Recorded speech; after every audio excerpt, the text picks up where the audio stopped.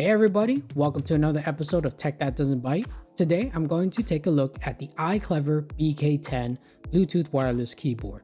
And right off the bat, I am very impressed with this keyboard.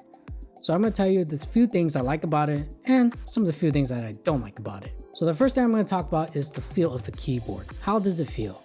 Well, if you ever used a Mac keyboard, especially not the current Magic keyboard, but the one before that, where you had to put batteries in, or even the wired keyboard edition, it feels a lot like that. It doesn't have that newer style keyboard that Apple is currently using. It feels like the more traditional keyboard style that we've been so accustomed to, and it feels just like that. So it feels pretty decent and good as well. When I'm typing, I didn't have any problems in terms of lag or anything. It just feels like a normal keyboard. So the feeling has been great so far. If we take a look at the keyboard layout, it has kind of different keys depending on which operating system you're using. If you're using Mac, there's the command button, and if you're using Windows, there's the Windows key as well. Obviously it doesn't have that little Windows logo that some keyboard have, but it's there. And also we have the function keys as well. They depending on your operating system, some of the function key will work, but for the majority of them it does work when I tested it out. So we got brightness displays. We got the search, which on the Mac side it'll initiate the spotlight search. We also got the pause and play, forward and skip. We got the volume up, volume down, no volume.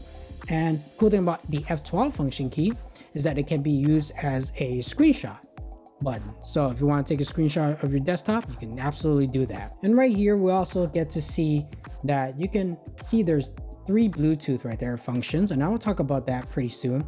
And then there's the calculator button where you can launch the calculator button. Now for my testing, it seems like it doesn't work on Mac OS. It looks like it works on Windows. So if you have Mac OS and you want to quickly launch the calculator, unfortunately that button does not work. Another thing that I really like about this keyboard is that it allows you to pair up to 3 devices. This could be another computer or another tablet as well. All you do is to sync up the second device. So all you do is you long press number 2 or number 3, depending how you want to designate the devices. And after you have all your devices paired up, if you want to switch between them, you just press on their designated numbers. I've tested this on my computer and also on my tablet, and it works flawlessly. And even the switching between the 2 devices works just as well. Battery life has been impressive. According to their website, it takes 2 hours to charge for a 90 hours continuous use.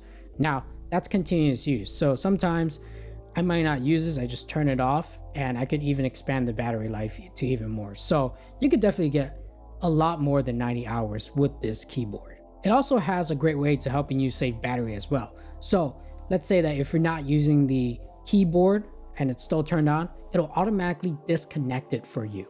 And if you want to use the keyboard again, it will initiate that reconnection to your device. So it helps you save battery that way as well. One of the bonuses of buying this keyboard is that it includes a keyboard key protector. So if you want to keep your keyboard clean, it includes a protector for you, so you can use it on the keyboard, which is kind of nice. For something that costs $30, I did not expect to see that, and I've seen keyboards that are over $100 and they don't include that at all. So that's a good plus. So here are some things I don't like about the keyboard. First thing is the arrow keys. They're kind of placed awkwardly, and it might be because I've used a previous keyboard that have it placed differently as well, but there's usually some space between the arrow keys and then and the number pad as well. So usually there's some sort of spacing, and there would be times where I would accidentally hit the number 0 instead of hitting one of the arrow keys. So the placement of the arrow keys is kind of awkward. It just takes time to get used to it. Another thing at this keyboard, to charge it, you have to use a micro USB cable. And with so many computers coming out with Type-C or only Type-C, I would think that, this keyboard will at least have a Type-C connection. So if you guys are using a USB Type-C laptop, you will need some sort of a cable to go from USB Type-C to micro USB. One thing I don't like about this keyboard is that there's really no battery indicator for it. So it doesn't really have like a little indicator showing you if it's low or your battery is about to run out. And normally your OS should be able to do that, but I'm guessing that since this is a third-party keyboard, Mac OS is not able to see the percentage or give you a quite accurate percentage of what the battery life is. So the only way to know that when your battery is starting to deteriorate or starts to go down is that there's going to be 3 flashing lights, and the color is blue. It's going to blink continuously, and that's like kind of a warning sign that your battery's running low. So it's kind of a warning to tell you to charge it before it dies.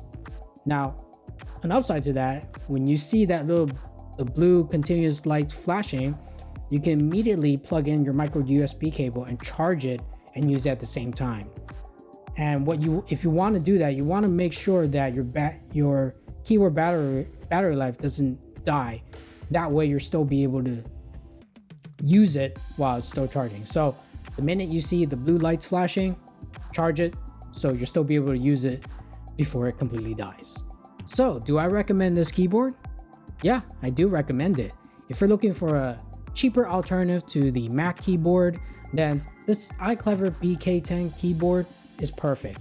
And not only that, it gives you the opportunity to sync up with additional devices. It's half the cost than what it will cost to buy the official Apple keyboard. So I give it a thumbs up. But what do you guys think of the iClever BK10 Bluetooth keyboard? Do you have one? Do you like it?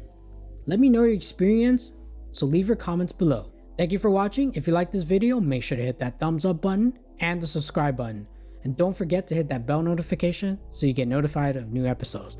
And also check out our brand new podcast called That Doesn't Byte Cast. We have our very first episode. You can definitely check it out. Links are below. That will direct you to your favorite podcasting app. Subscribe to that as well. Until next time, bye everyone.